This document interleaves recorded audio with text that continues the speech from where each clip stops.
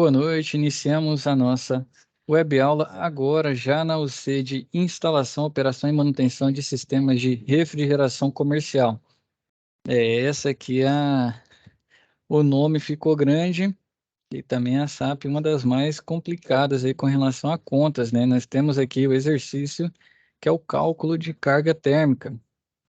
Vai ter um roteirinho para vocês analisarem, né? Esse roteiro aqui. Então, vai ser de suma importância para fazer o cálculo. Onde que eu pego isso? O que que eu posso estudar de forma proativa? NBR 16401, ela é dividida em três partes. NBR 16401. Quer, quer estudar um pouco mais sobre carga térmica? Aqui, ó. NBR 16401, instalação, projeto e tudo mais, ela tem a parte 1, parte 2 e parte 3. Aqui a parte 2, no TFPR também, eles disponibilizam. E a parte 3. Então, peço que leiam, porque ela se complementa, mas tem... Vixe, a parte 3 aqui, deixa eu ver se está fácil na Caramuru. Então, peço que vejam aí sobre cálculo de carga térmica. O 3 é qualidade. Então, o 3 é importante também, mas não vai ajudar a resolver a SAP.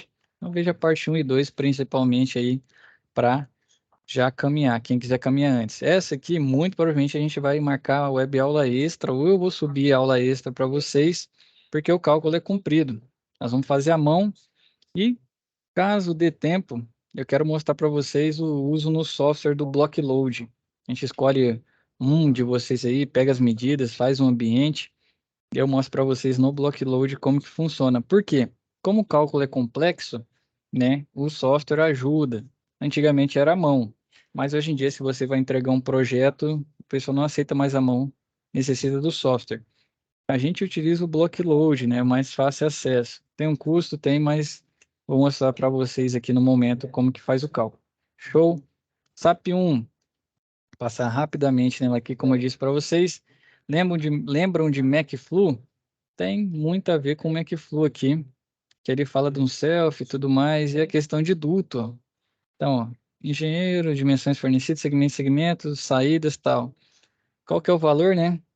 Deverá entregar os desenhos, aí ele vai trazer todas as questões que são necessárias para esse caso, certo? Então, tem os critérios de avaliação, peço que leiam, essa aqui a gente vai trabalhar também online.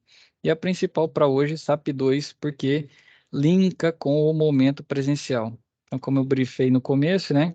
Vamos ver ela aqui com calma. Então, o novo gerente de manutenção do supermercado a qual você dá suporte técnico foi informado do possível mau funcionamento de um dos balcões frigoríficos da área de produtos resfriados, comprometendo a qualidade e segurança dos produtos e podendo colocar em risco a saúde dos clientes. Então, o funcionário repositor dos produtos percebeu que o equipamento estava desligando com muita frequência em um curto período de tempo. Isso está deixando as embalagens suando devido ao aumento da temperatura causada por esse desligamento e religamento irregular. Então, para não ter problemas futuros com os clientes e com a vigilância sanitária, ele solicita que você faça uma inspeção na parte mecânica e elétrica do balcão em questão, verifique a causa do problema e emita, né, um relatório técnico para que seja providenciada a solução cabível. Então, para resolver o problema do balcão, você tem que realizar as atividades. Quais são? Então, você já realizou a prática. Então, para fazer, tem que ter a prática. Agora, elaborar um relatório técnico para que a empresa possa analisar se vale sanar o defeito ou determinar a aquisição de um novo equipamento. O relatório deverá ser elaborado em editor de texto, conter introdução e conclusão e ter no mínimo 4 páginas. E a gente sabe que essa questão do mínimo de páginas aí, eu não vou requerir, né? Não vai ser critério avaliativo, mas tem gente aqui que quer resolver tudo em 2 linhas, né? Introdução em 2, conclusão em uma. Então, vocês já estão acostumados aí como que são os relatórios. Mais um para a gente fazer a introdução, a parte de desenvolvimento, coloca aí os resultados e conclui no final o que deve ser feito e entregue. Critério de avaliação: constar as informações levantadas nos testes elétricos com os parâmetros de trabalho, tais como tensão, corrente, pressão, temperatura, né? Vocês vão poder coletar tudo isso aí. Possível solução do problema diagnosticado, uso de termos técnicos na descrição do material relacionado e relatório organizado apresentando também uma introdução e conclusão no mínimo de 5, né? Era 4, era 5, não tem esse mínimo. Então, faz lá, quer tirar foto, tira foto, anota tudo, porque isso vai ser importante. Trazer esses dados. Se puder trazer numa tabela, então, né, quando for fazer o relatório, melhor ainda, que fica mais fácil de analisar, fazer a leitura e entender o que vocês fizeram, tá bom?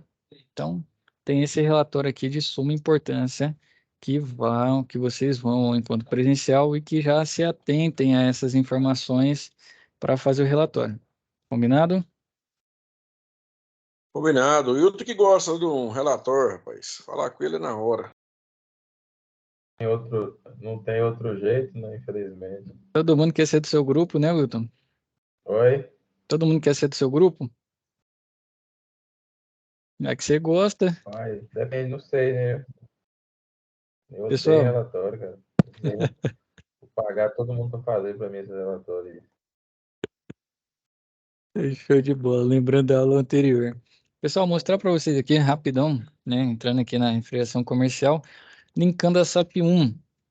Isso aqui, se alguém quiser até, né, usar, acho que nem tirar foto não seria legal, que isso aqui eu posso mandar para vocês, mas é um recorte de uma planta, né, de dutos. Então, sistema de climatização com dutos. Aqui está a máquina, né?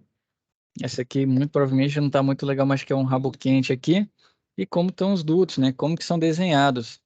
Isso aqui é justamente para facilitar para vocês quando forem fazer a SAP 1, tá?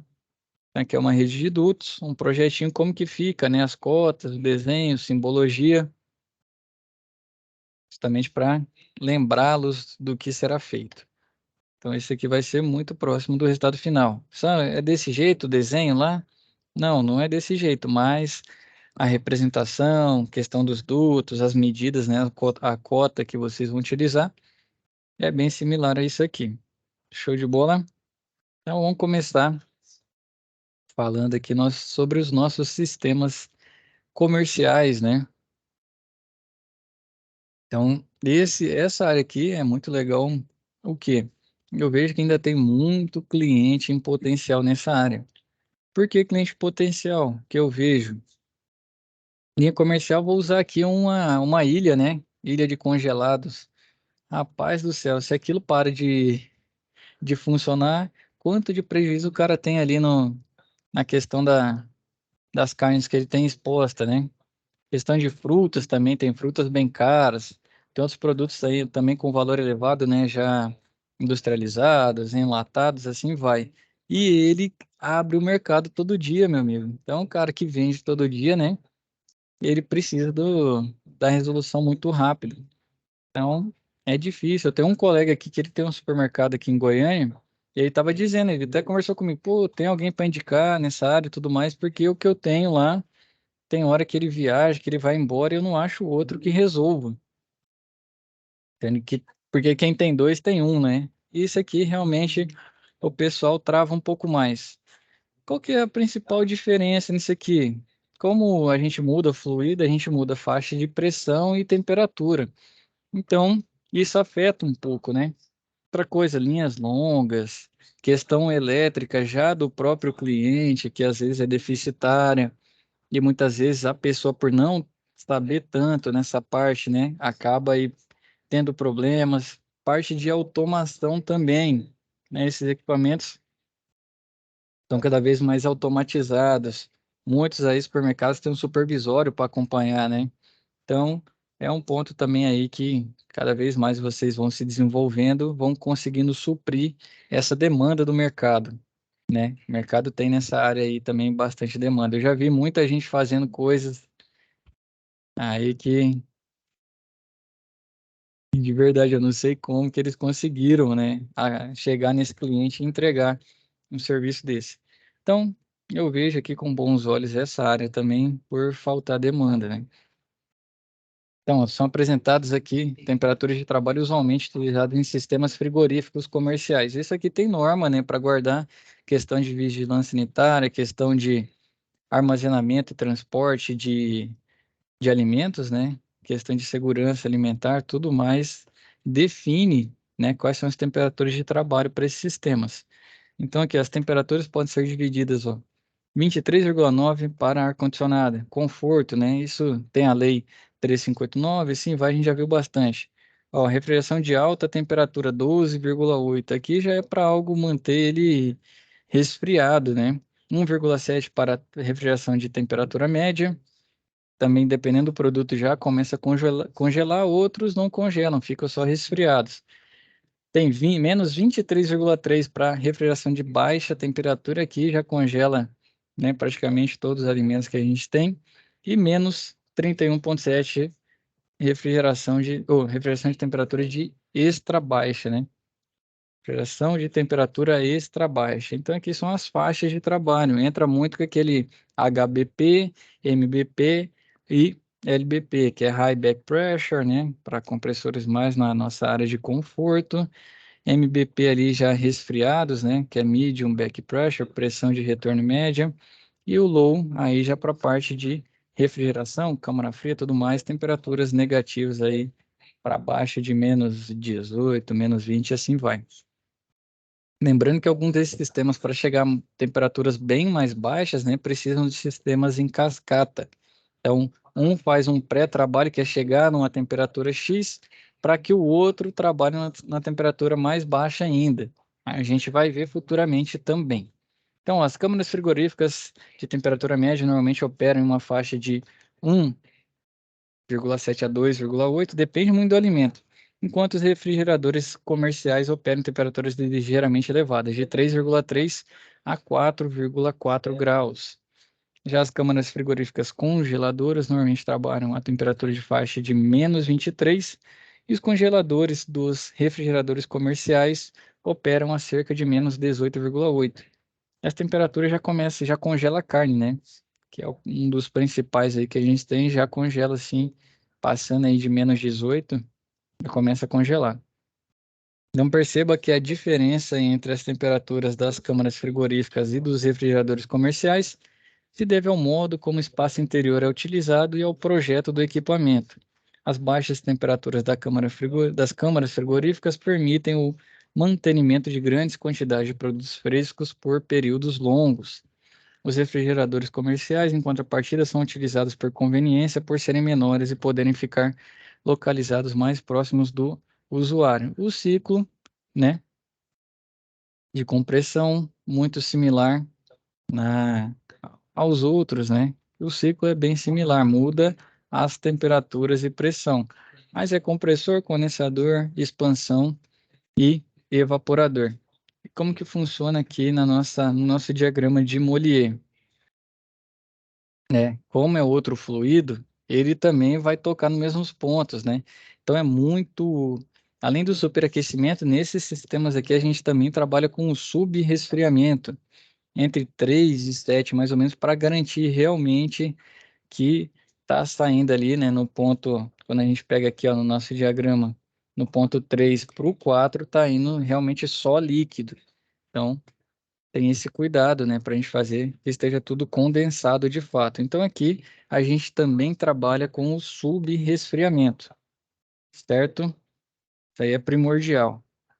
Outra coisa importante, esses equipamentos aqui, por trabalharem com a temperatura bem mais baixa, se você tem um ambiente mal vedado, mal construído, portas abertas com um elevado, vamos usar um supermercado, né? Quem aí que quando passa no mercado passa fechando lá as tampas das ilhas de congelado lá?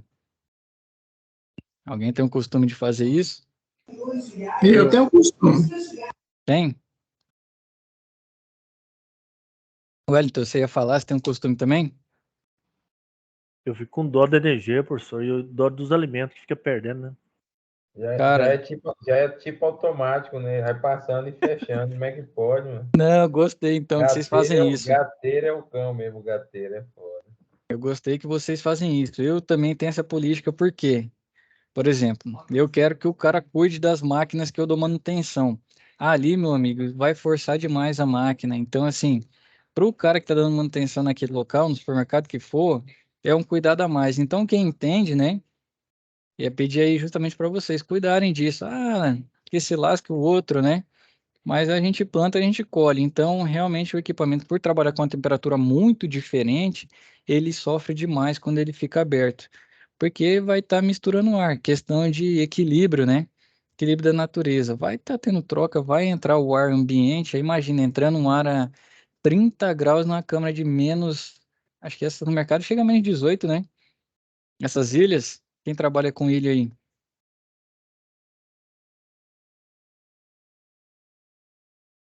Ninguém trabalha não com essas ilhas de supermercado? Balcão.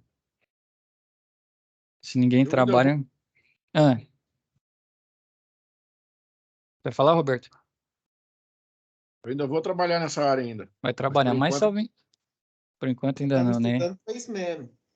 Salvo engano, eles chegam a menos 18. Agora imagina você trocar calor, entrar no ar a 30 para você congelar a menos 18. Rapaz, o bicho sofre demais. Se fosse o inverter, ele ia bater 100% o tempo inteiro. Ia estar full tentando tirar esse calor que está entrando. Então, se num ambiente, numa sala que a gente tem na nossa casa, uma porta, que a gente fica abrindo muito, já interfere no sistema, imagina nesse que a temperatura, a diferenciação de temperatura é muito elevada. Então, esse cuidado é muito importante aí, que vocês também têm, é legal. Então, outra coisa, a temperatura faixa de pressão que algumas máquinas trabalham, né? Aqui o circuito de refrigeração comercial típico com 22, né? Mas aí já é comum nessa área, quando a temperatura vai ficando mais baixa, o 22 já não é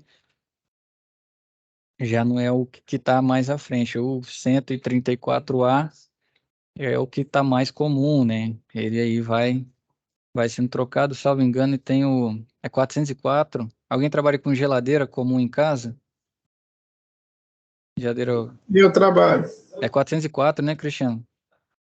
É 134. Eu tenho o 134 o R600. Não, 600 é novinho, moço. 600 tem pouco ainda. Tem um 400 que usa também. Tem o 401 que você está falando, que substitui o R12. 401, 401 409. 401, 409. Show de bola. E os 600 aí que também tá vindo forte nas geladeiras. Mas quando você vai... Depende. Se o sistema for novinho, né? Pode ser que você encontre um gasão, mas o mais comum é o 134, né? E ele vai trabalhar com pressões bem baixas. Por isso que quando dá vazamento em câmara fria e tudo mais, o problema não é... Você não vai encontrar melejando óleo, né? Às vezes você vai encontrar a umidade entrando no sistema. E isso é um problema grave, né? Então, por ter pressão menor, muitas vezes se você vai tendo desgaste na parede da sua tubulação, como ele não, como fala, ele não tem essa pressão elevada, vamos dar um exemplo. Tô com umidade no meu sistema. Vamos dizer que ele vai desgastando ali a parede interna do seu tubo de cobre. Num sistema, por exemplo, um 410, é muito mais fácil você ter um problema de vazamento por desgaste, por tempo de uso, do que em sistemas de câmara fria, né? São sistemas muito robustos quando trabalham com compressor. É compressor screw, né? Ou compressor. Eles trabalham muito com compressor parafuso. Aí, meu amigo, compressor parafuso também é muito robusto, trabalha sempre com sistema supervisório também. Então, se chega na sua casa, você tem que pegar um termômetro para ver que temperatura que está o ambiente. Lá não, lá tem sensor, vai ter sempre telinha. Utilizam muito full gauge, né? Estou fazendo a propaganda aqui, tem outros também, outros fabricantes, para fazer o controle. Por quê? Imagina o seguinte, se você tiver que colocar alguém para inspecionar o tempo inteiro que temperatura está dentro, por exemplo, de uma ilha dessa. Então, o Fugal hoje ele tem o advento de vários sensores, né? Você consegue colocar vários sensores, consegue colocar degelo para os sistemas que necessitam, né? Configurar degelo, porque dependendo do caso, vai formando sim uma camada de gelo na tubulação devido à diferença muito grande de temperatura. Então começa a ter a condensação do ar, né? No condensar, não, ele depois de condensar, ele vai solidificar, né? Porque ele vira gelo. Então ele condensa, né? Ele sai do estado gasoso para o líquido e depois ele começa a virar gelo ali devido à diferença de temperatura ser tão grande, né? Porque a temperatura do fluido dentro da tubulação é muito baixa e como dependendo do isolamento que você fizer, né? Se fizer mal feito, vai ter contato com a mistura de oxigênio, nitrogênio e água, né? E aí ele vai se solidificar e vai formar gelo. Outra coisa que forma muito gelo na serpentina da evaporadora. Isso aí não tem jeito. Começa a criar uma fina camada até que vai. Como que regula degelo dessas máquinas? Né? Como que faz? Normalmente coloca, por exemplo, 20 minutos de degelo a cada 1 hora, ou 2 horas faz 40 minutos de degelo. Mas o natural é o seguinte, você acompanhar, sempre que possível, ver a espessura da camada de gelo, né? Eu acho que não pode tampar a troca de calor ali na serpentina, e aí você vê se aquele tempo que você programou o seu degelo é funcional para o equipamento. E aí pronto, você seta seu full gauge. Full gauge não tem mistério, tá, pessoal? Tem gente que olha um controlador e fala, caraca, esse trem é muito difícil. Você pegou o manual dele, tá em português, ele vai informar as saídas e o sinal que ele manda. Ah, quero ver a saída do compressor. Ligou a saidinha do full gauge lá no A1 da contactora do compressor e ele vai mandar sinal para funcionar. Quero mandar sinal, se tiver resistência, né, no caso, vai estar lá a saída dele que você manda sinal para a contactora acionar a resistência.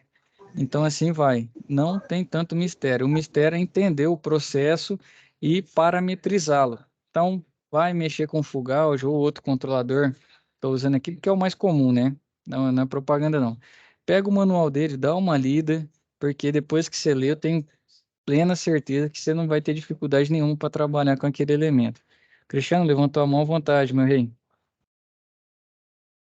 O problema não é tanto o seguinte, no full gauge ou em qualquer outro tipo de controlador, é porque tem senha, entendeu? E a senha que você coloca tem outra senha também. Aí o que acontece? Se a pessoa não entender daquilo ali, ela fica perdida, porque tem P1, P2, L não sei o que, eletrônico, aí vai tudo. Aí se a pessoa não prestar atenção dentro do manual e não souber, ele faz merda. É, porque aí vira uma incógnita, né? Mas o Cristiano falou, tem como colocar senha no bicho. Rapaz do céu, eu conheço gente, hein, demais que já instalou máquina, bota a senha só para lascar o próximo. Porque ele imagina que o cara vai fechar com ele depois, né? E aí, meu amigo, ele já perdeu isso aí, não só fabricantes grandes fazem isso até hoje, né? Tenta aí conectar na IHM de um VRF. Mas é o correto, professor. Se deixar à vontade lá, faz uma bagunça. Você acha? Mas, por exemplo, Cristiano, você tem um ativo aí, vamos dizer que você tem um parque aí. Ah, vamos usar mesmo, você é dono do supermercado. Aí você contratou um cara, o cara instalou, botou senha. Chega um outro depois para dar manutenção. Eu acho que a senha deveria manter até a hora que o cara dá garantia, entendeu? Depois daí, aí deixa livre a critério aí. Querendo ou não, é o dono que manda, né? Muitas vezes você bota a senha ali, trava muita coisa. Mas, se pensar bem, o cara fizer bem programadinho, né? Verdade. Agora você falou um negócio da senha aí que tem. Muitas vezes, se você tiver bem acertadinho, bem programado para o processo dele, muitas vezes você nem precisa mexer no full gauge. Às vezes é trocar uma peça, conferir pressão de trabalho, né, carga de fluido e assim vai. Tensão no compressor. Verdade, Cristiano. Isso aí é um fato para a gente conversar mais para frente, né? Tem um ponto aí, certo? Pessoal, o sistema aqui continua muito similar, ó. Processo 3x4, né? Expansão, entalpia constante na válvula, né? O dispositivo de expansão. 4x1, processo que é isobárico, né? Pressão constante. Então, ó, ganho de calor, pressão constante, extraído do meio refrigerar com evaporação do fluido refrigerante no evaporador. 1x2, processo adiabático reversível, hipoteticamente isentrópico no compressor. Você pode ver que sai do diagrama, né, de Mollier. E depois, porque aqui nesse ponto 2, nesse 1x2, né, a gente tem que garantir que ele está em vapor saturado, assim como 3x4 está em líquido saturado, certo? Aí ele sai do líquido e entra um pouquinho na zona de saturação. E aqui do 1x2, na verdade, não. Na verdade, ele tem que estar todo fora já da zona de saturação, tem que estar todo em vapor. Certo? E do 2x3, né, isobárico também, que é o fluido refrigerante vai ceder calor para o ar, né? A meio de pressão constante no condensador. Então, assim fica o nosso diagrama, né? A gente viu temos o teórico e o real. Pode ver aqui, ó, o subresfriamento que eu quero mostrar para vocês. Superaquecimento vocês já viram diversas vezes, tá craque aí. Acho que eu vou convidar um de vocês aí para fazer contratar um de vocês para fazer um workshop na empresa lá ensinando sobre superaquecimento para o pessoal, né? Que eu creio que tá todo mundo safo já. Então, o superaquecimento é justamente tirar, né, da zona de saturação, garantir que tenha só vapor. Nesse processo até a saída, né, do 2, que é o processo de entrada e descarga do compressor, somente vapor saturado. E aí, quando a gente sai do condensador, ele fica na divisa ali, como se fosse no título 0, né, que tenha só líquido. A gente faz o sub-resfriamento para que ele saia da zona de saturação e garanta que tenha só líquido saturado. Justamente para que gás flash, né? Evitar que já tenha vapor antes do dispositivo de expansão. Isso aí vai atrapalhar demais. E como aqui a temperatura é bastante baixa, né? Vamos dizer que no ar-condicionado de conforto não está tendo gás flash, mas ele não está ali mantendo 24, 25. Beleza, nós estamos trocando de 30 para 20, 35 para 20. Agora de 30 para menos 18, um gás flash, meu amigo, vai fazer a máquina ficar zero. Imagina, você perdendo aí uma carga aí numa ilha dessa, né? Quanto de carne tem ali dentro? Então a diferença é muito maior quando tem qualquer diferencial, qualquer problema dentro do nosso ciclo. Então o subresfriamento é de suma importância nesse sistema. Para conforto, vamos dizer self, beleza, legal, tem que fazer também. Mas aqui é imprescindível para que mantenha líquido, para que ele faça a expansão de modo correto e chegue à temperatura ali. Imagina, se ele mantém lá dentro a menos 18, que temperatura que esse fluido chega depois da expansão, né? Tem que ser uma temperatura menor ainda do que menos 18, para ele trocar com o ar interno e ficar nessa temperatura. Roberto, fica à vontade. O gás flash é o nome que se dá quando está chegando já vapor na válvula de expansão? Isso. Porque que acontece na válvula? Essa queda abrupta de pressão faz uma queda muito rápida de temperatura, certo? Se ele chega gasoso, ele já está com a pressão, como fala? Ele já está com a pressão diferente, né? Ele não está com a pressão do líquido, já mudou, já é uma pressão diferente. Quando ele vai expandir, né? O processo de expansão do líquido com o processo de expansão do gás é diferente também. Então ele não tem essa queda tão abrupta na questão da temperatura. O efeito não é igual. E aí você tem o seguinte, se sair, ó, vou usar um de conforto que eu tenho os parâmetros mais frescos na cabeça. Um ar-condicionado. Se depois da expansão ele ia ter o fluido ali a 1 grau, 2 graus, quando tem gás flash, o fluido está a 9, 10, 12 graus. E aí vai trocar com o ar ambiente e você nunca chega na temperatura especificada, entendeu? Por exemplo, aí seu ar não funciona legal. O ar tá ligado, mas não tá insuflando a 17, a 18. Eu tô vendo que a carga de fluido tá legal, né? Então, muito provavelmente você tem, infelizmente, essa questão do gás flash. E ele assovia também, ele faz um barulhinho diferente. Alguém já presenciou? Ou é algo novo aí para todo mundo? Se for algo novo, eu posso falar depois aqui dessa aula sobre esse tipo de fenômeno.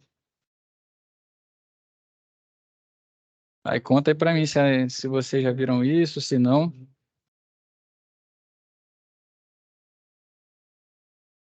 Tem alguém comigo aí? Tá todo mundo em silêncio? Tá com vergonha? Eu mesmo não vi, não. Perguntei por causa Viu disso não? mesmo. Então, eu vou achar algo legal aqui para trazer. Deixa eu anotar aqui. Pô, tô sem minha agenda. Sobre gás flash. Não, show de bola. Mas é isso mesmo, Roberto. Tá chegando, como fala? Tá chegando fluido no estado gasoso na expansão. E ali a ideia é que chegue só líquido. Show de bola? Vamos falar um pouquinho agora sobre esse sistema em cascata. Principais cuidados com o sistema comercial. No dia a dia, vou falar o que eu já, vamos falar, vou falar o que eu já experienciei aqui em Goiânia, né, nessa área. A gente tem poucos equipamentos desses são geladeiras para manter, como fala? Geladeira para manter vacina, um tipo de vacina que a temperatura não é tão baixa. Tem algumas que aí usa geladeira para manter cadáver também, a temperatura não é tão baixa, né? Então ela fica nessa, seria basicamente um comercial. Vai falar, Roberto? Essas vacinas da Covid, né? Tem algumas dessas vacinas, e parece que tinha uma temperatura bem brusca mesmo, bem baixa, né? Para Usava. transportar, sim. Era quando você tirava ela da geladeira, tinha que manter a menos, acho que era ultra freezer, cara. Era não, menos 35. Isso, então ela utiliza esse sistema aí de cascata para refrigerar. É. Eles têm ultra freezer também que já usa nitrogênio líquido. Esse é um negócio que eu tenho que aprender, que eu vi, falei que eu ia estudar, não estudei ainda. Mas aí já usa nitrogênio líquido, é a temperatura de você botar a mão lá dentro, sua mão cair. Mas eles têm, né? Então, o sistema em cascata aqui, basicamente a gente já vai chegar nele, né? Voltando, tá falando dos principais cuidados. Gente, vai ser comum. O que que acontece? Vou dar um exemplo para vocês. A gente trabalha com geladeira de manter cadáver, né? Cadáver, o pessoal do IML. A gente já deparou muitas vezes com geladeira que não tem marca, ou a marca quem fez é não sei o que inox, que é o comum, né? É material inoxidável, o pessoal faz a cabine, faz tudo mais e instala o pessoal vai chamar de eletroventilador. Instala as, como fala? A evaporadora, instala a condensadora, faz tudo ok. Beleza. A máquina estraga, o cara quer trocar. Ah, vou trocar meu sistema, geralmente a parte da condensadora você já compra completa e a parte da evaporadora também, né? Então, às vezes falta dispositivo de expansão, reservatório de líquido, mas ela já vem ali a serpentina e o compressor. A pessoa não consegue achar catálogo, não consegue achar manual. Isso é muito comum. Vai lá, acho que é tal, instala. A gente já pegou um monte dessas máquinas, né? Como vai mudando. A gente já pegou muitas dessas máquinas que estava subdimensionada. Então, chegou, tá com o sistema com dificuldade, não tá rodando legal. Tem um software, não sei se eu já falei para vocês sobre o Cool Selector. Já falei da Danfoss, Cool Selector 2. Falou sim. Falei, né? Então, utilizem ele para fazer um cálculo rápido ali. Justamente porque muitas vezes você está com o seu sistema subdimensionado e nunca vai chegar na temperatura. Você quebra a cabeça, confere tensão, confere fluido, pressão, confere expansão, troca válvula de expansão e mesmo assim você continua com problema. Então dá uma conferida lá, né? Joga seus dados, vê que equipamento que ele vai selecionar para você. E aí, com os valores, né? Vai sair um catálogo lá, com os valores vocês vão e procuram similar, né? Ou compra da Danfoss mesmo. A Danfoss realmente é a experiência do dia a dia. Os caras são fenomenais mesmo. Os equipamentos deles são melhores do que os demais ali. Na questão de compressor, eu creio que eles estão no topo aí da cadeia, né? Aí já, ou alguns outros compressores, por exemplo, parafuso, a Bitzer é muito forte, assim vai. Mas a ideia de conferir no app, né? No app lá, para ver se tá ok, é de suma importância, tá? Confiram, isso é muito importante. Falta muito catálogo, falta muito, o fabricante não deixa como que ele selecionou. Então, basicamente, você tem que quase fazer de novo. E aí, esse aplicativo aí ajuda muito nesse programa da Danfoss. Certo? Professor, Sim. Qual que é o nome do programa aí, professor? Vou digitar no chat aqui, ó. É quase aquela piadinha, né? Só que aqui o bom é que o nome dele estica, né? Cool Selector. Lembra lá da piadinha da dona Arlene, sei lá o nome? Tinha lá um áudio para colocar o controle na função. Então, o nome da função e seletor em inglês, Cool Selector. Coloquei no chat aí. Cool Selector 2. Ele é da Danfoss. professor, Hum, o Conselect 2, no caso, é mais para câmera fria. esse é para sistema, mas se tiver geladeira também, qual que é o problema? A Danfoss não trabalha com equipamentos pequenos, assim, bem pequenos. Mas dá para você ter uma noção quando ele te der o resultado de carga térmica. Aí você converte, né? Por quê? Questão comercial, eles trabalham com HP. Eu vou comprar um compressor, é tantos HP, não vai ser tantos BTU por hora. Aí ele vai te dar lá em quilowatts, você converte para HP para escolher o seu compressor. E o 1? Não entendi. O 1? O Cool Select 1, no caso. Não, acho que o 2 é só uma melhora do 1. Eu nunca usei o 1. Baita pergunta, hein? Não, porque eu vi um exemplo no YouTube, né? No caso, a pessoa Uhum. dimensionando, no caso, a câmera fria, né? Para ela Uhum. saber a válvula de expansão, no caso, né? Aí ele Aham. faz todo o cálculo, tudinho, certinho e tal. Achei interessante, mas só que eu abaixei o programa pelo vídeo do rapaz, né? Mas não utilizei, não. Eu acho que o Pulse Selector só tem o 2 mesmo, não tem o 1 mais não. Eu acho que o 2 é a evolução do 1. Não tem mais um disponível. Mas façam lá que vocês vão conferir a carga térmica. E por muitas vezes vocês vão encontrar máquina subdimensionada. E aí, meu amigo, já passou 5 técnicos, né? Que todo mundo é técnico na praça, né? Já passaram 5 técnicos e ninguém resolve. E você chega lá e fala, pô, peraí, ninguém pensou que podia estar subdimensionado. E nessa área acontece demais. Se nada de conforto tem, nessa aí então, meu amigo, vocês vão encontrar muita coisa. Outra coisa importante, confere se a válvula de expansão, como o Wellington bem disse, está adequada ao sistema. No software da Cool Selector também tem. E você consegue simular diferentes válvulas, quais são os parâmetros que ele vai te dar. Então, confira lá, que aí é TX, né? Se eu não me engano é TX0, TX1 e assim vai embora T2, TX2, para escolher certo. Ocorre, já vi caso do cara trocar fluido, trocar a parte que vem, o conjuntinho da condensadora, né, que vem a serpentina e compressor, e usar a mesma válvula de expansão. Já pegamos também. Então, assim, antes de ir para pressão, ir para tensão, confere se o sistema tá legal, porque muitas vezes você vai quebrar a cabeça, vai perder tempo e não vai conseguir resolver o problema. Wander, fica à vontade. Essas válvulas de expansão tem os orifícios dela também, tem que calcular, né? É esse TX, né? Que o pessoal chama é TX, T0, TX0, T1, TX1. Vamos ver se nas aulas extras a gente consegue brincar um pouquinho com isso aí. Aí eu mostro para vocês como que faz. Aí vocês já vão chegar calculando já. Fala pro cara. Como é um aplicativo, né? Ou tem ele online, é rápido de você fazer. E aí você já vê que se tiver próximo, você ainda tem a questão de não ser tão completo, tudo mais, mas se for discrepante, logo você já bate o martelo, fala, ó, tem que comprar tal elemento, tal condensadora, né? Tal evaporadora para funcionar legal, porque senão você nunca vai resolver seu problema. Lembrando, professor, que o programa é para PC, viu? Ele não tem para aplicar, ele não tem, é só a régua de, deixa eu ver aqui Só no meu. Ah, só para computador, né? para PC, é. É verdade, o que eu tenho é só a régua aqui, é o RefTools, né? Então aí você chega em casa, você bate esses dados, né? Ou muitas vezes o pessoal anda com o notebook nas costas, pode ser um advento aí para fazê-lo. Obrigado aí pela intervenção, Wellington. Nem lembrava que ele não tinha para celular. Certo, Wander? Tá tranquilo, professor.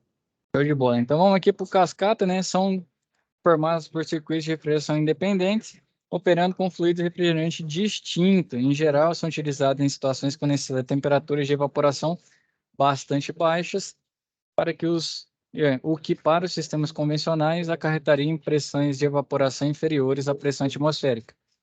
Nesses casos, eventuais aberturas na tubulação provocariam a admissão de ar no circuito que estavam para vocês, afetando sua eficiência. Natureza, tudo vai entrar em equilíbrio. Então, se a pressão está mais baixa que a atmosférica, meu amigo, se der vazamento, como fala? Vai entrar ar, né, do ambiente no circuito. Aí a umidade vai arrebentar tudo.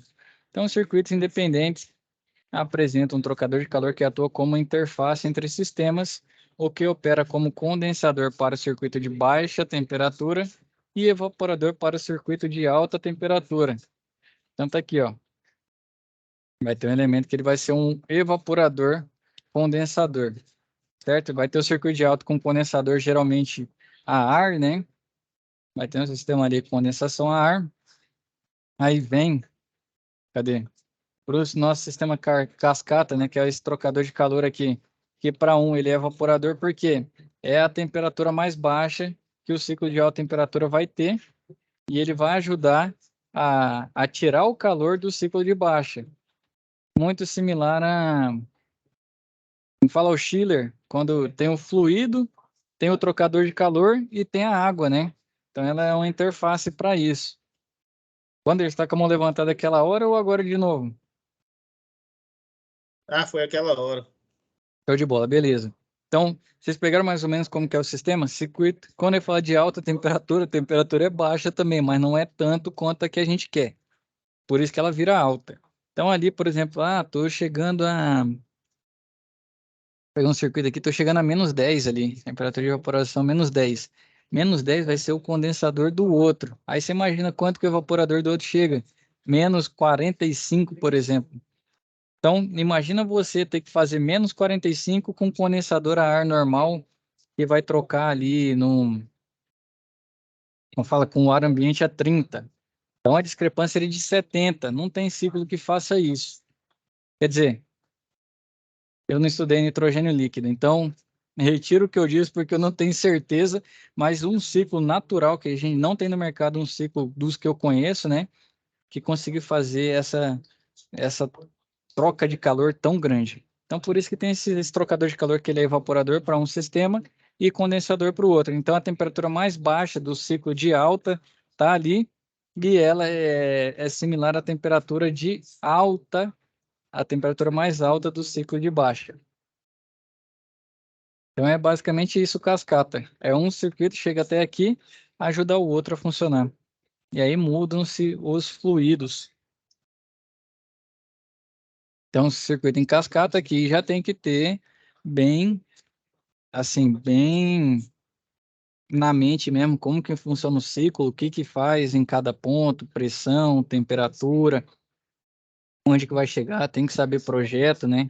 Ou as temperaturas de saturação, evaporação de cada um dos fluidos, andar com a tabela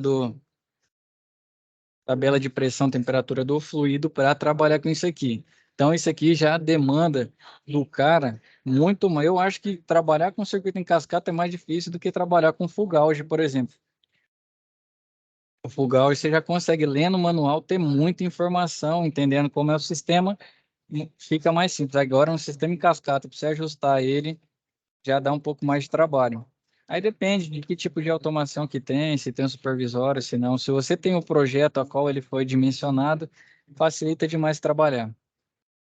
Mas esse circuito em cascata, ficou claro por que ele é cascata, como que ele funciona? O preceito dele, né? Sim. E outra coisa, professor, esse supervisor, no caso de refrigeração, é feito com elipse também? Não entendi o supervisório, faltou, só não entendi o finalzinho que meu computador deu 2 apitos aqui. É E como... o supervisório de refrigeração, ele é feito com elipse também? Rapaz, elipse é o... É o programa que faz supervisório. Depende muito, depende do fabricante. Eu não lembro de ter visto um elipse até hoje. Geralmente é do próprio fabricante, ou ele vai ter um já equiparado com o que a indústria usa, entendeu? É, o supervisor de elipse, ele usa mais a CLP, né? É, vai usar CLP. Muito CLP. provavelmente vai usar. Aqui, se você quiser montar um supervisório, você já vai usar CLP para automatizar. Às vezes já vem pronto, né? Pode ser. Eu não lembro se não, Full Gauge. Eu não conheço todos os equipamentos da Full Gauge, mas para um sistema assim. Alguém trabalha aí com circuito cascata? Já trabalhou? Sabe se controlador do tipo Full Gauge lá vai conseguir resolver? É todo mundo em silêncio, tô achando que não. Esse Mas povo aqui eu creio que você já vai precisar de um CLP. esse povo é tudo vergonhoso, professor. Ou talvez é um assunto novo, né? Que eu acho que aqui não tá muito, pelos nomes que eu tô vendo aqui, não é a galera que tem vergonha não, Wellington. Não, mas o Roberto é eletrotécnico e o Will também, ele sabe de tudo aí, eles ficam só escondendo o jogo. Vocês não, hein? Oi? Eu não trabalho eu tanto sou- assim com refrigerante. Faço serviço de vez em quando, com ar-condicionado ou outro aí só. Eu sou bebê, tô entrando agora. Não sei nem fazer vaca ainda. É porque isso daí é consultoria. A consultoria é cobrada. Não, consultoria cobrada não. Aqui é mesa redonda, não é nem aula, é mesa redonda de refrigeração aqui. Eu só Um negócio. medi um conteúdo. Não, mas eu creio que vai ter o Wellington, até para fazer o supervisório e para controlar vários parâmetros. Então pode ser que você acople um full gauge com série P, entendeu? Você monte o seu sistema. Eu nunca vi um sistema em cascata funcionando. Eu já tive alunos que contaram que tem aqui na indústria, né? Indústria alimentícia tinha um desse, indústria de bebida tinha um desse. Eu não lembro o que fazia no processo em si, mas já tive alunos. Só que eu nunca visitei um em cascata funcionando. Mas imaginando pelo tanto de elemento que ele tem, muito provavelmente, para você montar um supervisor, você já precisaria de um CLP. Apesar que hoje em dia tem indústria já especializada em CLP para refrigeração. Vou te dar um exemplo. O Fugalge mesmo. O Fugalge, se for parar para fritar os ovos, é uma espécie de comando lógico programável, entendeu? Só que ele já vem com a programação feita, né? O que faz ali? Você só escolhe e seta os parâmetros. Mas ele teria as entradas, a saída, que ele confere para rodar. Você só não programa ele em suma, né? Inteiro. Você não tem a programação livre igual um CLP. Mas você consegue configurar muita coisa. Então é um controlador lógico semi-programável, seria um full gauge. E aí tem adventos também, muito provavelmente deve ter algo aí já. A Danfoss mesmo deve fazer alguma coisa assim, já para controlar esse tipo de sistema aqui. No CLP também faz. Show? Certo, professor. Só corta só o telefone, o fone do Cristiano aí, que ele é mercenário, viu? Ele quer só esconder o jogo aí. Posso cortar não, mas o Cristiano ajuda demais. Ele tem que entregar o ouro aí também. Tem uns caras Então, bons aí, mas eles não estão na web hoje. Tem uns caras inteligentes aí da área. O Lucas, o Rezende, o Ares, como é que é?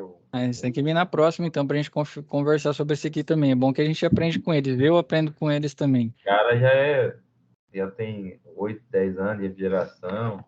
Esse cara é bem inteligente aí no curso. Só que ele não tá Já. na web hoje, não. Parece que não tá, não. Ah, mas show. Tomara que eles venham na próxima. Vamos lá, então, seguindo. Então, ó, a figura mostra um sistema em cascata operando com fluidos R407 e R717 e R744, utilizado para o aproveitamento do frio nas temperaturas de -10 e -40, com seus respectivos diagramas pH, né? Pressão e entalpia. Então, neste caso, a alimentação de refrigerante aos evaporadores é realizada por meio de recirculação por bombas, né? Então, evaporadores inundados. Então, aqui, ó, o R417. Pode ver que, se for falar o desenho dos dois, é muito similar, ó, né? O diagrama aí dentro para cada um, o Mollier de cada um, representado no sistema. Então, vamos lá. Olha a temperatura de condensação lá em cima, na nossa evaporadora, o desenho da condensadora, perdão, da condensadora ali, ó, mais 35. Então, tá fazendo todo o trabalho, chegou aqui no trocador cascata, vamos pegar na parte do evaporador, ele está a -14. E aí ele volta, o compressor e tudo mais fica rodando nesse ciclo. Esse -14 serve para tirar o calor do -10 do circuito que tem não fala? Do circuito que a gente tem o ciclo de baixa temperatura.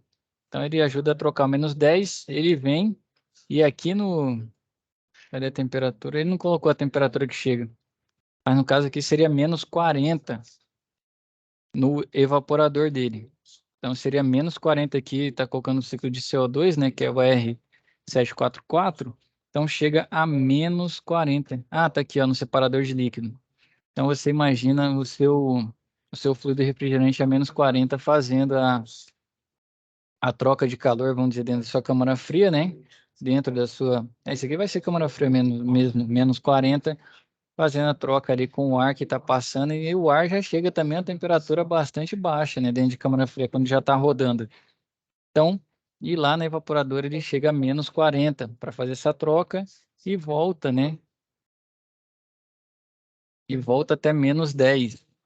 Então, você imagina essa troca aí, como que faz? Então, temperatura do ciclo de alta, 35 menos 14. Temperatura do ciclo de baixa, menos 10 e menos 40. Trabalha com separador de líquido também, justamente para manter como fala, o sistema redondinho, né? Então, se a gente, todo sistema deveria usar, né, separador de líquido. Mas aqui é de suma importância porque ativo mais caro, o preço de um separador de líquido perto do custo do sistema. Isso aqui já vai ser usado em indústria, para uma indústria, o ativo, produção, é ínfimo. Então, aqui você consegue colocar todos os acessórios e já vem com os acessórios, eles são de suma importância. Ah, para nossa de split, vamos linkar com o que a gente já viu. Ah, residencial deveria ter? Deveria também. Mas o custo desse implemento, perto do custo do ativo, aí já fica grande. Então, a indústria tenta sempre manter o custo menor. Aqui já é comum, aí você tem um separador de líquido ali, ó, menos 10, e outro separador de líquido na temperatura de menos 40. Então, ó a pressão de trabalho aí, ó, aqui em bar. Temperatura menos 40, 10 bar. Quem tem um conversor rápido aí para fazer? De bar para PSI? 10 bar, vamos ver quantos PSI dá. 145 para esse fluido, né? E ali para o R717, 2 bar e meio. Então, 2 bar e meio vai dar cerca de 36 PSI, que seria a pressão mais baixa. Então, isso varia de acordo com o comportamento de cada fluido, né? Dentro de cada pressão, ele vai ter uma certa temperatura, ou para cada temperatura que a gente quer trabalhar, ele vai ter uma certa pressão. Então, e essas seriam as pressões de trabalho dentro desse circuito em cascata, certo? Aqui não chegou a ter nenhuma com temperatura abaixo da atmosférica. Então, aqui, se tiver um vazamento para esse tipo de fluido, a tubulação e tudo mais, o nosso fluido sairia da tubulação e iria para o ambiente, que fica mais fácil de identificar. Muitas vezes tem vestígio de óleo e tudo mais, ruído, né? Ruído também pode ocorrer e dependendo de onde está instalado também, você conseguiria pegar por ruído. Detector de vazamento aqui fica mais fácil trabalhar, que são equipamentos maiores, né, mais parrudos, sempre estão ali. Tem a proteção mecânica, né, porque tá... Se for no mercado, o pessoal faz, né, a parte técnica lá, a área técnica. Se for na indústria também, então tem esse advento de conseguir usar melhor detectores de vazamento. Então, nessa área aqui, aqueles detectores de vazamento que vocês viram já na internet, e alguns têm, acaba sendo mais eficiente do que quando utilizado na nossa climatização. Então, aqui mostrando os parâmetros, né, para a gente e por que tem esse trocador cascata, né, que ele é evaporador condensador ao mesmo tempo, que é justamente para ajudar o segundo fluido a trabalhar com a temperatura aí bastante negativa. Professor, Certo? Sim. só uma pergunta. Aqui no abri o conversor aqui, 40 bar da 580 PSI. É 40 isso? bar, né? Deixa eu 40 usar bar. aqui. 40 bar, 580,151. Isso, no caso seria uma pressão muito alta, no caso. Deixa eu ver aqui. Aqui não tem nenhum com 40 bar, né? Mas se fosse 40 bar, já é uma pressão muito elevada. Não, É embaixo, o que pressão, que é? Ah, não, é 10 bar, né? é Tá 10 certo. bar. É 40 graus lá, no caso. Porque aí seria um circuito com uma pressão muito alta, né? É 500, aí, meu amigo, você já tem que fazer uma tubulação com a parede maior. Não, eu confundi aqui, desculpa aí. Se você for usar uma mangueirinha de manifold, rapaz, eu acho que não aguenta não, estoura, hein? 508 PS, 500 PSI, estoura aquela mangueira lá. Depende muito, né? Que tem vários manifolds. Pode ser que alguém já fabricou mais parrudo, mas, salvo engano, 500 estoura. Alguém aí já fez, já brincou aí de botar 500 PSI na mangueirinha do manifold? Já coloquei com nitrogênio ainda. E aí, aguentou? Normal, tranquilinho. Não é uma brincadeira muito sadia, não, né? Perigoso. Depende do estado da mangueira, né? Tem mangueira aí que os caras usam aí. As minhas eu troco direto, entendeu? E depende também do nível do manifold que você compra, né? É, analógico mesmo, os pés de boi famoso. Pé de boi, tem que ver no manual dele. Então ele deve suportar mais que 500. Mas é da Els, é um vagabundinho mesmo, baratinho, 150. Hoje em dia você não vai conseguir muito, porque quem traz a ELS é a Frigelar e traz direto de container, né? Então é o que vai estar mais forte no mercado aí. Eles trazem e colocam essa marca aí, né? Eles colocam a ELS e a do Frio usa do Gold. Mas é a mesma coisa, só com essa marca aí que eles inventaram para eles venderem aqui no Brasil. Tinha um baratinho lá, né? O vendedor pegou e falou: Vem cá, deixa eu mostrar um negócio. Eu falei: O que foi? Olha aqui, esse aqui é o Xing Ling, 105. Esse aqui é o original, 160. Qual que é a diferença dele? Não tem nenhuma, cara, só o adesivo, tem base, mano. É Aí fala porque assim: o golpe tá aí, cai quem quer. eu não mostrei para vocês o catálogo lá da Newex, que o cara que fabrica Danfoss fabrica o GMCC, mas é lógico que lá o tipo de projeto e material é diferente. Mas é o mesmo cara que fabrica. Então, dependendo do caso, pode ser que ele use uma mangueira melhor, um material melhor, um manifold lá, um relógio melhor, mas é o mesmo fabricante. Isso aí, infeliz, no mundo não tem muita gente que fabrica, não. A gente tem muitas marcas, mas fabricante não tem muito, não. Professor, mas qualidade é meio complicado a pessoa leiga ela perceber, não? Cara, qualidade nessa nossa área, se for só no olho, muitas vezes passa muita coisa. Isso aí é teste do dia a dia mesmo. Deixa eu ver, te dar um exemplo aqui que acontece. O cara mais leigo aí é mais difícil pegar mesmo. Só que é durabilidade, confiabilidade no equipamento, quanto tempo ele vai durar, entendeu? É isso que afeta muito. Às vezes visão e tato não corresponde à qualidade verídica do equipamento. Pode ocorrer. Só na visão, você sentir, ter o feeling, né? Muitas vezes não. Porque, por exemplo, vou te dar um exemplo.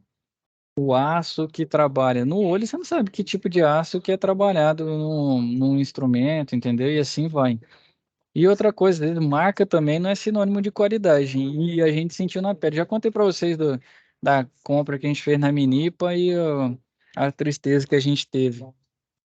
Aí ficou ruim, que agora é só Flick, Fleer, que ainda dá para testar e tudo muito caro.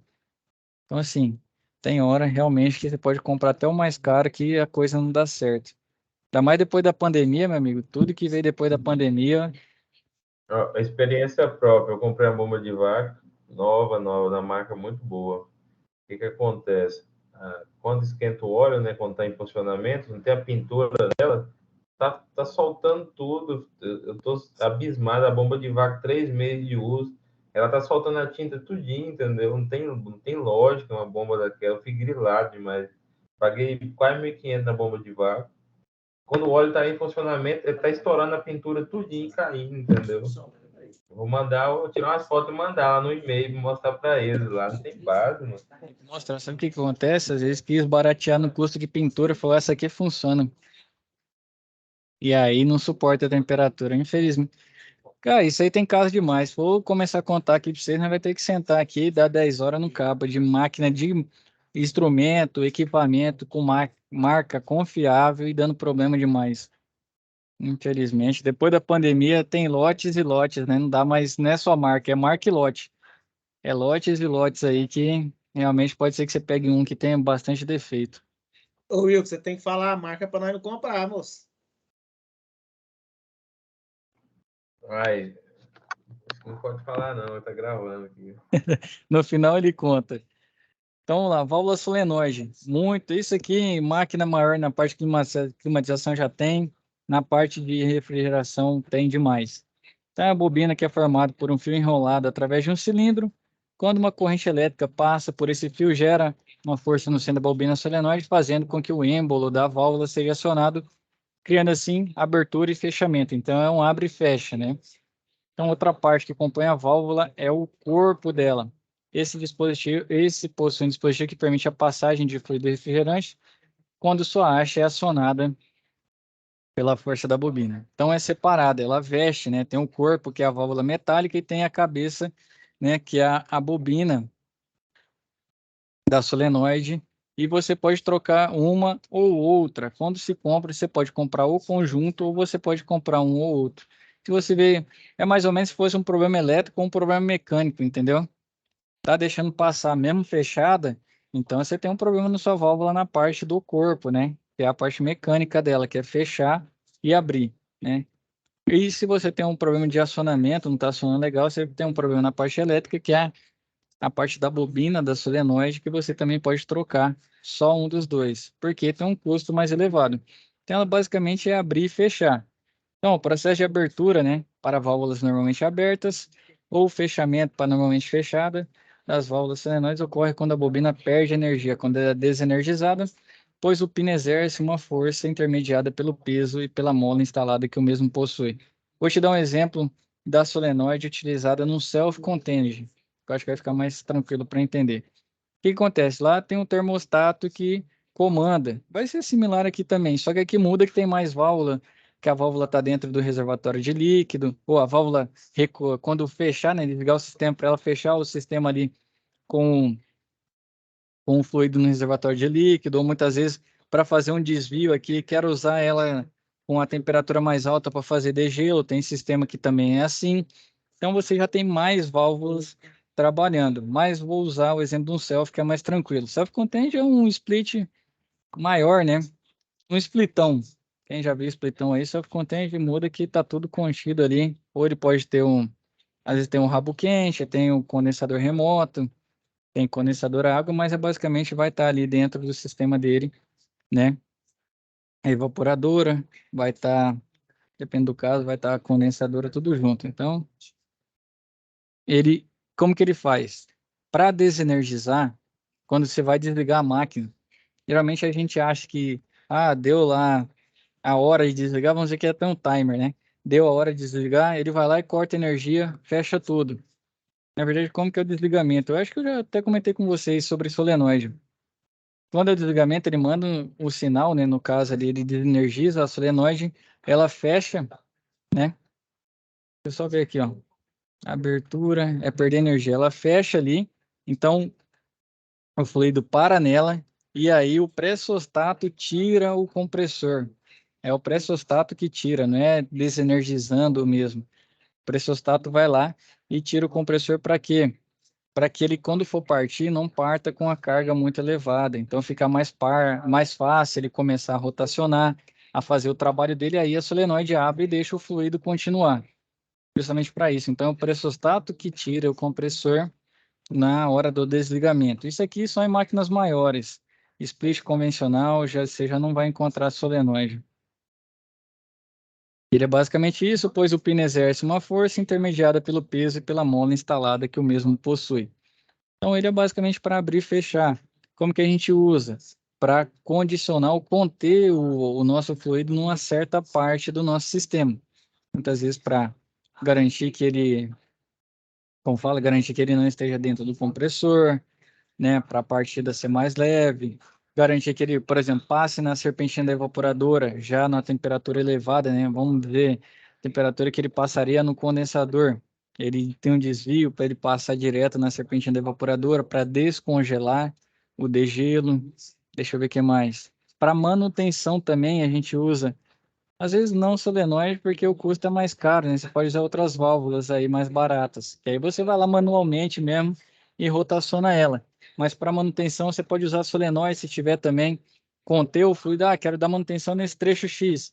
Uso as duas solenoides que eu tenho ali e condiciono o meu fluido nesse trecho do sistema. Muito comum. Não tem mistério também a solenoide. Recebeu o sinal, ela abre. Parou de receber, ela fecha. Se for normalmente aberto, né? Aí você tem que olhar se é normalmente aberto ou fechado, mas é basicamente isso, vai desenergizar, né? Pode fechar, se for, como fala, o fechamento é normalmente fechada, na NF, né? fechamento dela quando ela perder energia. E quando ela receber energia, ela vai abrir. Se for normalmente aberta, ela vai abrir quando ela perde energia e vai fechar quando ela estiver energizada. Então, depende aí, você vai escolher qual dos dois tipos. Mas é basicamente um bloqueio, tá? Então, muito comum aí. Sistemas maiores costuma dar problema. Então, tem que dar uma conferida. Às vezes, uma pancadinha na cabeça dela ali, uma parte mecânica, mas já é um sinal que você vai ter que trocar em breve, né? Outra coisa, separador de óleo. A gente já falou dele, né? Então, vamos mais uma vez aqui, ó. Aplicados em instalações de refrigeração em que o óleo de lubrificação do compressor deve ser devolvido diretamente para o cárter do compressor em total condição de funcionamento. Imagina, tem linhas bem grandes, né, nessa parte comercial. Imagina esse óleo ficar passeando. Será que tem óleo suficiente para passar toda essa linha, voltar e não ficar com nível mínimo dentro do meu compressor no cárter? Não posso correr esse risco. Então, utiliza um separador de óleo ali, ó. Dessa forma, o lubrificante do compressor é impedido de circular com o refrigerante no sistema de refrigeração. Então, aqui tem um exemplo, né, do nosso separador de óleo para retornar, né? Garante que o óleo fica ali, desloca, já passa no separador, devolve no compressor, sai com fluido, justamente para que não fiquemos sem óleo. Outro advento disso, a gente viu o sistema ali que a pressão é acima da atmosférica. Se você tivesse um vazamento, o seu óleo ia vazar, certo? Não só o fluido refrigerante. Com um separador de óleo, você não tem mais esse risco, né? Como está circulando só o refrigerante vaza. Com isso, acaba que o compressor ele tem menos problema na parte de refrigeração por causa do separador também. Então, advento aí que, além de manter ele funcionando legal, dificilmente você tem um compressor, né, danificado por falta de lubrificante. Só se tiver um vazamento aqui nesse trechinho, né? Que sai do compressor, passa no separador e no retorno. Eu achei vazamento ali. Se não, não é comum você ter problemas com ele por falta de lubrificante. E outro é um recipiente de líquido, né? Que é o armazenamento de líquido de alta pressão condensado, visando compensar variações na produção e demanda de refrigerante líquido em condensadores e evaporadores. Faz esse recipiente para quê? Linhas muito grandes também, né? Pode ser que você tenha problemas aí, ó. Então tá ali o nosso recipiente de líquido que ele armazena líquido a alta pressão condensado, certo? Então, os recipientes de líquido devem ser dimensionados para receber a carga total de fluido e refrigerante do sistema, além de apresentar um espaço para o vapor acima do nível de líquido. Isso aí já é selecionado de acordo com o compressor. Quando a gente vai fazer a montagem, né? Vai fazer o recipiente de líquido ali, já é de acordo com o compressor que você está usando. É basicamente isso. Guardar por questão de demanda, né? Pode ser que você necessite ali, em vez de ficar forçando ali, tem que vir um sistema tudo redondinho, sistemas maiores, né? Pode ser que você tenha um probleminha, deu um piquinho ali e mudou. Então, na hora do processo, você já tem o reservatório e ele vai, né? O recipiente, ele vai fazendo o trabalho normal, né? Para que você não sofra com esses problemas de demanda e variação na produção e demanda de fluido refrigerante, e o acumulador de sucção também, né? Dispositivo instalado entre o evaporador e o compressor, e tem como principal função evitar a chegada de líquido ao compressor. Então, a gente tem o superaquecimento, aqui ainda tem um acumulador de sucção para evitar. Por isso que, por exemplo, a refrigeração tudo é mais robusto, tudo dura mais. Vocês viram o tanto de proteção que tem no sistema de refrigeração? Você acha que no sistema de refrigeração o cara vai ver o circuito de tomada passando na casa dele e vai puxar um fio ali para ligar uma máquina dessa? Então, assim, é tudo bem alinhado. Custo elevado, você tem, como fala, quando o custo, né, de todo o sistema, do processo, da produção que você trabalha é alto, o custo de todos os acessórios ficam baixo, entendeu? E aí você acaba usando muito mais proteções para o seu sistema estar sempre redondo. Então, a parte de refrigeração dá até menos corretiva. Se for analisar, eu creio que a gente passou, deixa eu ver, com câmara fria, mais de 18 meses sem corretivo. E quando deu, foi por problema elétrico. E assim, se for falar, vou ganhar dinheiro na refrigeração, porque vai dar muito corretiva, não é comum. Então, são equipamentos, por quê? Esse tanto de proteção que tem, esse tanto de acessório que tem aí no sistema, justamente para garantir que sempre esteja redondo, certo? Então, o vapor aqui, ó, sobre o acumulador de sucção. O vapor refrigerante passa para o acumulador pelo tubo de admissão 3. Ixi, cadê esse desenho aqui? Faltou. E circula em torno da tampa, criando redemoinho. Não. Tá faltando um desenho aqui, o slide acaba nesse último e eu continuo daqui. Ficou alguma dúvida? Acumulador de sucção, recipiente de líquido, separador de óleo, solenoide, sistema cascata, subresfriamento. Subresfriamento a gente faz no condensador. O superaquecimento a gente fazia lá no... Pegava a temperatura na saidinha da evaporadora. Aqui já é o contrário, né? O condensador, você já pega a temperatura na saída do condensador para fazer as contas. Sobre o processo, que é bem similar. Tranquilo para todo mundo? Ficou alguma dúvida? Como estamos? É tranquilo, né? Mas a matéria vai precisar de muito mais web aí, né, professor? Principalmente na de cálculo de carga térmica. Não Vai precisa nem precisar. saber isso agora, não. Não, nós nem dorme de noite. Não precisa preocupar não, nós vamos fazer junto, ponta a ponta, ela calculando aqui. Isso aí não é para tirar o som de ninguém, não. A SAP 1, a gente vai também trocar ideia, muito similar a MacFlu, né? Mas tem o desenho. Aí vai ter que dar uma pesquisada, quem já quiser fazer. SAP 2, prestar atenção no momento presencial. E SAP 3 nós vamos fazer junto, tá? Se alguém já quiser adiantar, quiser estudando aí sobre condução, convecção, radiação que a gente viu lá na termodinâmica, aquela NBR que eu passei para vocês, 16401, né? Quem já quiser ir estudando, mas pode ficar tranquilo que a gente vai fazer junto de ponta a ponta, tá bom? Então, vocês falaram que nunca calculou, não vai sair daqui sem falar que nunca calculou pelo menos uma vez a carga térmica assim a fundo. E aí depois eu mostro o software para vocês e quem quiser ficar trabalhando com o projeto, vai ter o advento do software aí para ajudar, né? Em vez de calcular, porque é muita conta. Combinado? Show de bola. O Roberto Wellington. Professor, aquela SAP que o senhor falou aí, essa SAP não vai ser feita só no Cool Select, não? Não, dá para fazer, dá. Mas vamos fazer à mão, moço. É na mão. É só jogar os dados lá, já sai, já é automático, professor. Vamos fazer na mão que a gente tem a chance de acertar, tem a chance de errar. Por que que eu falo isso? Pode ser que alguém, vamos dizer, vai fazer um de climatização, um maior, e tem que fazer à mão, entendeu? E outra, ajuda a você a pegar um possível erro. Às vezes a gente fala, pô, mas isso aqui não tá legal, não. É uma coisa errada. Porque mesmo com software, a gente pode errar, né? E aí, você sabendo o conceito em si, tendo pelo menos manipulado as unidades que eu mostrar, por exemplo, um U, que é um coeficiente, que tinha aquela tabela lá, lembra do tipo de parede, tipo de telhado, tipo de janela? Então, mostrar para vocês um U na prática, o que que ele significa, onde ele interfere.